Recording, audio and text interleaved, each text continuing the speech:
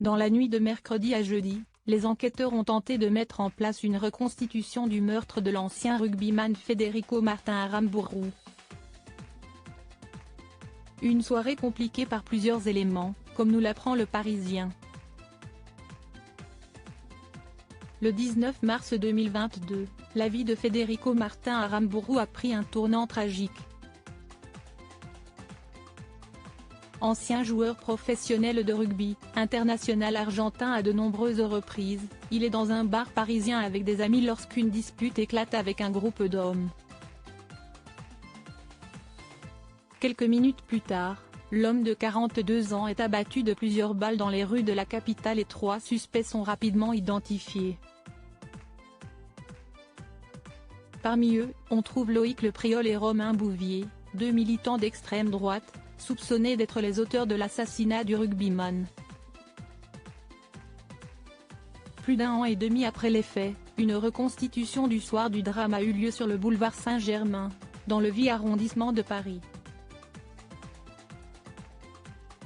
Un moment important pour les enquêteurs afin d'en savoir plus sur les circonstances de cet assassinat. Mais tout ne s'est pas passé comme prévu.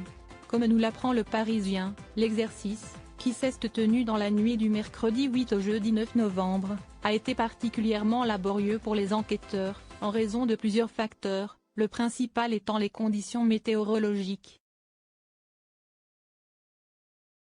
Siesti sous la pluie, dans le froid et avec un vent fort que s'est tenue cette reconstitution, qui a duré près de 8h30, se terminant aux alentours de 4h30 du matin. De plus, la circulation a été maintenue tout du long sur cet axe particulièrement fréquenté de la capitale. Pour cette reconstitution de la scène, Loïc Le Priol a bien voulu participer, tandis que Romain Bouvier a préféré rester dans le fourgon qui l'a conduit sur les lieux. Les conditions ne respectaient pas le secret de l'instruction, ni la sécurité, ni la dignité d'un détenu, a expliqué me Sophie Régascon, l'avocate du détenu, dans des propos rapportés par Le Quotidien. Le Priol conteste la préméditation. Seules certaines scènes de la soirée ont été reproduites lors de cette longue reconstitution et toujours d'après Le Parisien, Loïc Le Priol conteste la préméditation de son geste, arguant avoir tiré suite à un plaquage de Federico Martin Aramburu, se sentant menacé. Il plaide donc la légitime défense et assure que c'est Romain Bouvier qui a été le premier à tirer sur l'ancien rugbyman.